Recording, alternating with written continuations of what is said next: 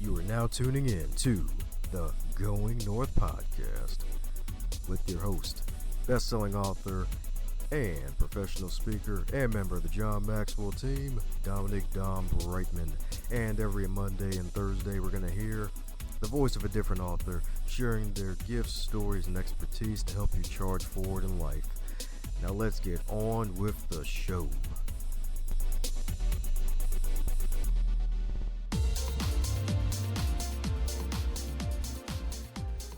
And today on the Going North podcast, we're bringing some fabulous humans from across the globe. Today's no different. Echo Mike, and today is another special occasion where we get to have a wonderful appearance from the Creative Edge publicity crew headed by Chieftain Mickey Mickelson, Mr. Eminem himself, baby. And he is recruited one heck of an awesome author and all-around talented dude, because my goodness, my man is a freelance writer and performer in Regina, Saskatchewan, Canada, as well as the author of 60 plus books. And the thing is, it's in multiple genres like sci-fi, fantasy, nonfiction, as well as books in that genre, those genres for both children and adults. So let's give it up for Mr. EW himself, Mr. Edward Willett. How you doing today, sir? I'm doing fine. Thanks for having me on. Yes, indeed. Yes, indeed. So as you know, with all the bios are not allowed to be 7 days long. So am I filling in any cavities I missed about you? Well, I think that kind of covers the high points. I started as a newspaper reporter and photographer in a little town called Weyburn, Saskatchewan, which is my hometown, and did that for a few years. I was communications officer for the Saskatchewan Science when it started up, and then since 1993, so pushing 30 years now, I've been a full-time freelance writer, and that's why there are so many books with so many different genres, because basically I will write anything for a buck. That's what that comes to. There you go. But my first love is science fiction and fantasy, and so that's what I'm always most excited about. But I also enjoy doing the nonfiction because it's like an ongoing education. Like I'm learning stuff all the time. Oh yeah, you could say that again. Well, that's an easy question out of my head that was answered. It's like, oh, so why so many genres? Like you love sci-fi and nonfiction. It's evergreen learning. And plus you're freelance for 30 years, so you got to keep the food on the table. Yep. And it's everything interests me. I wrote a science column for years and years and years for newspapers, and so the science writing was sort of where I got started. And yeah, and that kind of tied in with science fiction as well. They're all one piece, really. I was interested in science because I like science fiction, and I write science fiction, and I'm interested in science. It's all just one big happy mess in my head. Yeah, that's right. Gotta love the happy messes, especially if it's a mental mess that's for a book. That way you don't have to actually pick up the actual trash out of the area or anything. I'm willing to write about just about anything. So anybody need a writer? Get in touch. Oh my goodness, that's what I'm talking about.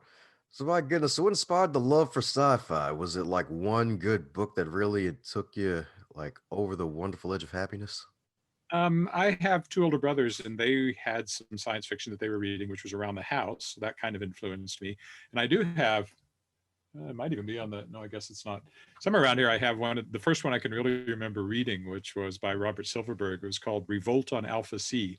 He wrote it when he was 19 years old. It was his first novel. And my brother had it, and then I read it.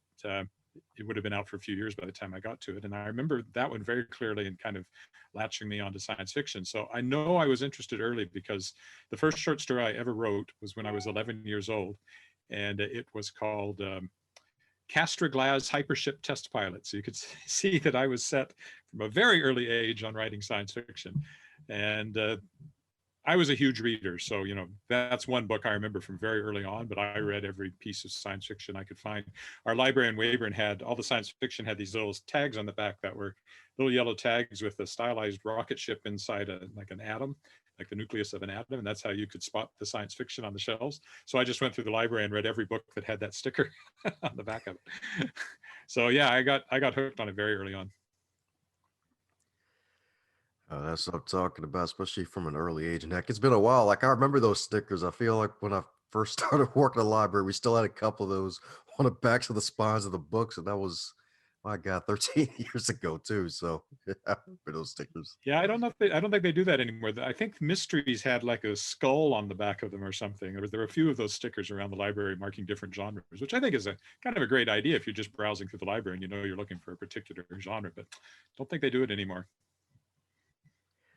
Yeah, since a lot of the modern libraries are usually given more space, so they get to have a better chance of separating everything. So it's like, okay, I guess we don't have to do the stickers anymore.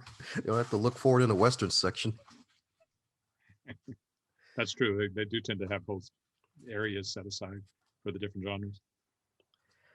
Yes, indeed. Yes, indeed. So speaking of different genres, so for those who may be out there that may be looking to start writing, like what would be your advice to them, especially coming from multiple genres like yourself? If you want to write, the key is to do it. You have to read. You have to read. And if you're interested in a particular genre, you have to read in that genre. You can't write science fiction and be in the marketplace with all the other science fiction books if you're not familiar with what's being done in science fiction. Same thing with fantasy. You might end up writing something that's very derivative of TV, or which happens quite a bit with people when they're starting out. But the ultimate thing is you read and you get that sort of storytelling. Um, the structure in your head, I guess, from the things that you read about how to tell stories. And reading also helps you get a sense of, pacing and dialogue and all that stuff that we're all using the same tools to try to create these stories. So my advice is always read in the genre you want to write and then write, because there are no shortcuts. You just have to write, and hopefully everything you write is better than the thing before. Amen to that. And that's coming from a veteran, folks, who's been writing for years, 60 plus books, my goodness. And what's even better is that they're not all self published. Apparently, some of them are actually under publishing houses, if I'm not mistaken, right? The majority of them, actually. I do have my own little publishing company called Shadow Pop Press, which I'm using to put out stuff that either the publisher went away, because I've had 2 or 3 publishers that died, and then the books Oh, came back to me. oh, But I've and some stuff that I just don't have any other way to put out, or I just want to get it out there. But the majority of my books are by traditional publishers. My main publisher is Daw Books in New York, which is one of the major science fiction and fantasy publishers. Under They're distributed by Penguin Random House, and I'm up to I think the one that just came out is my 11th or 12th novel from them. So yeah, I do both. I traditional publishing and indie publishing. yeah, love it indeed. Love it indeed. So, do you recommend folks to go a particular route starting off? Do you prefer folks to get their writing out there and look for a traditional publisher, or maybe go to self-publishing route? Heck, even jumping on with your company if it's a sci-fi book. Yeah, so far I've only published one book that I didn't write, and that was my grandfather-in-law's First World War memoirs. So it was something I had. So far, oh, and I have an anthology which just came out, which features authors from the first year of my podcast, World Shapers, that I interviewed on there. So no, you can't send it to me just yet. Okay. And as for which way to go, that's such a hard question. It's such a different world than when I started trying to break in 30 years ago, right? I was typing stuff on a typewriter and putting it in a box and physically mailing it to places and waiting for sometimes 6 months to get a rejection, or even a year to get a rejection. So it's a very different world. I I think what you'll find is that if you go the traditional route and you can get published that way, that it's less work for you. You can concentrate more on writing and less on all the other stuff. If you're self-publishing, you're also the marketer, and you may be doing your own cover design, or you have to find somebody to do the cover design. And what I find with my little publishing company is that it takes an awful lot of work to put out anything. And of course, that's all time that I'm not then spending on writing. So I don't know. It really works for some people. It might not work for everyone. So it's a very individual choice. I would just say people need to do their research and make the decision for themselves.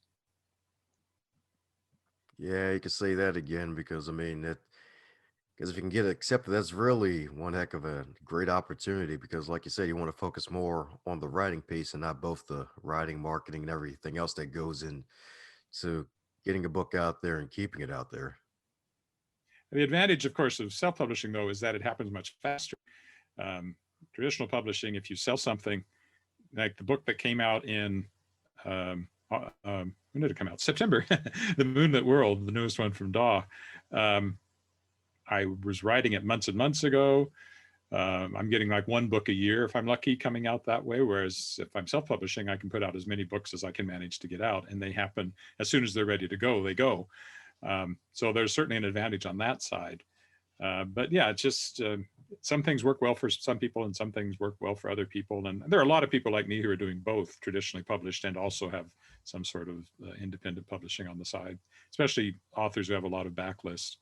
It's a great way to get those books, keep those books out there where people can keep reading them so they don't just vanish like they once would have.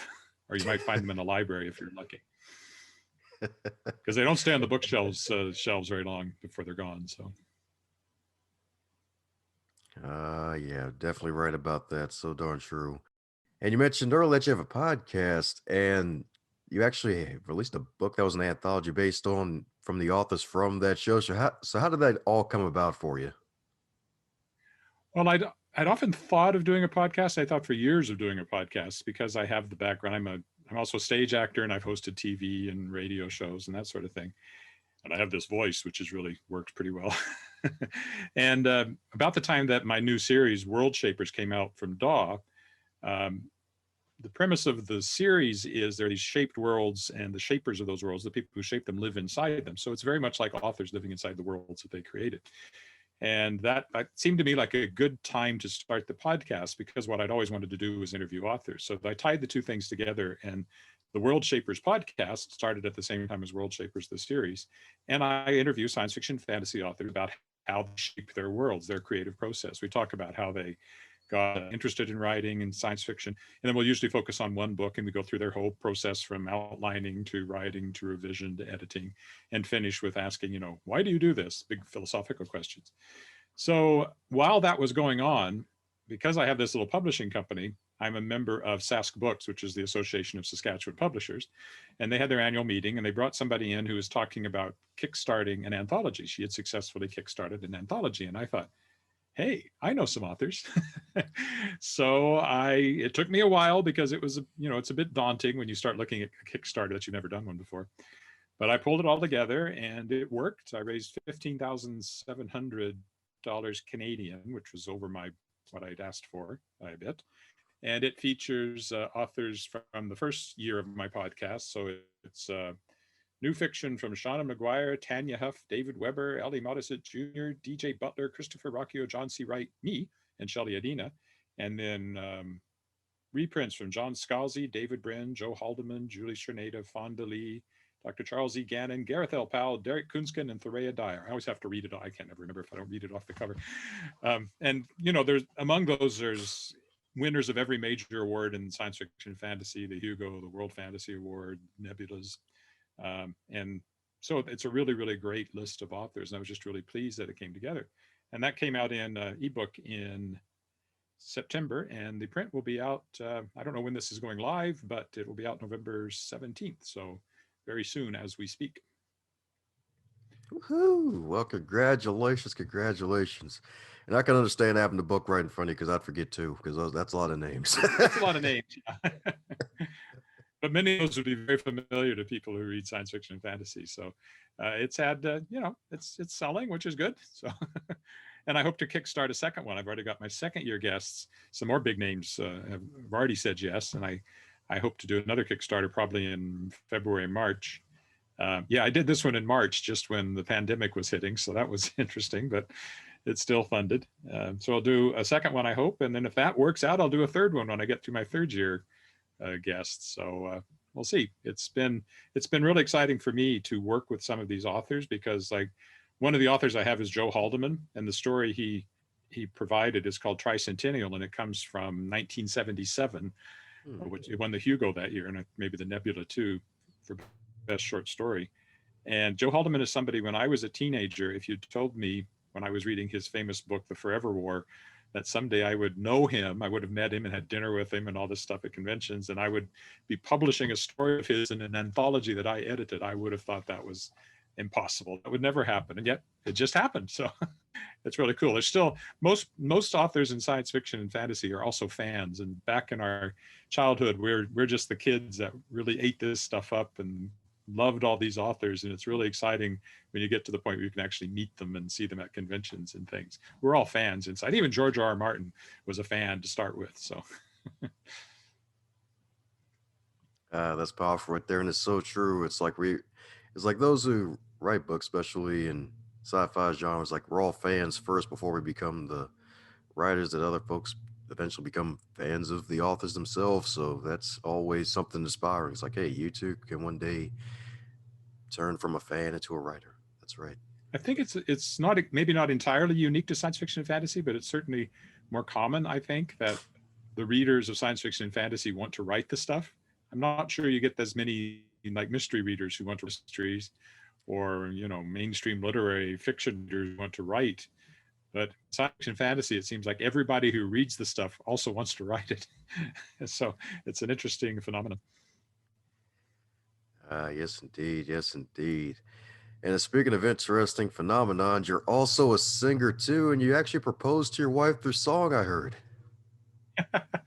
Well, not exactly, but when we did our wedding reception, we set it up that way. I said that this was the song that I proposed to Margaret Ann with, and then it's actually a joke because the song is me from Beauty and the Beast, where he talks about how wonderful he is and how lucky she is to have him if she'll accept him, and we will be the perfect pair, rather like my thighs, is one of the lines in the show.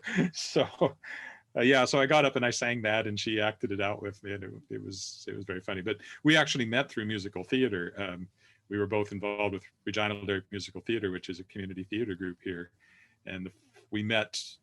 We don't know if we first met in rehearsal or we met because we were both on the board, but certainly the very first show I did with them was the first show she did, and yeah, so we actually met through musical theater. And I've done a lot of musical theater over the years, and both professionally.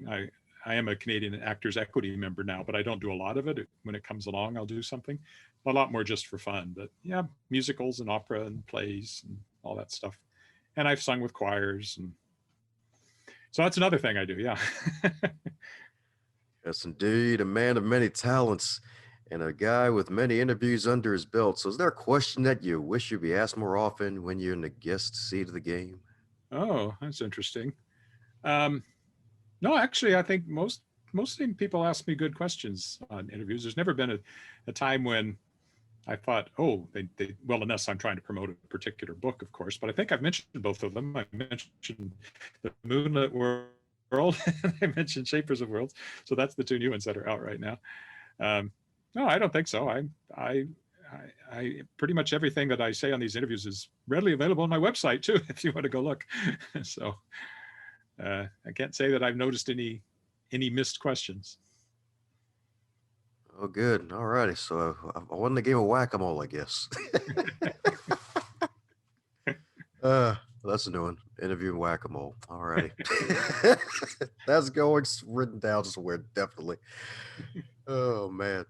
Woo. Well, coming down to the magical question that every guest gets to receive, and that is if you're to wake up tomorrow and you're 25 again, but this time in the current year with all of your knowledge and experience, what advice would you give to yourself? Become an engineer. I'm married to an engineer. My wife is an engineer, so I've been hanging around a lot with engineers. And I went into journalism because I wanted to be a writer, and that was fine. And I'm glad that I did that. And I would still be a writer, but I think I would also have really enjoyed doing something in the science or engineering side of things. And so if I had the chance to go back and take another run at it, I would try that and continue to do the writing. I mean, most writers have full-time jobs, right? The fact that I'm a full-time writer makes me kind of rare almost. So, it would be interesting to go back and do some of the other stuff that I was interested in, which was science and engineering and all that cool stuff. For a long time, I thought I was going to be a chemist just because I thought chemists spent all day mixing colorful chemicals together to see what happens, which is not actually what chemists do. But when you're a kid and you're watching television, that seems to be what they do. And, all those curly glass tubes with the bubbling stuff in them. I thought that was cool. And the little, the antennae that have sparks going between them. I really wanted to be a mad scientist, I think, is what I wanted to be. But they don't offer courses in that at university, so I don't know. Yeah, yeah, for obvious reasons, I imagine. Freaking mad scientist 305 or something. Well, there's been some books written along, especially superhero books. You'll have things like universities for superheroes and things like that. So it's probably a book idea there for Mad Scientist University. Oh, there we go. MSU right there. That's right. Heck, there might even be a book for next year. Who knows? You never know.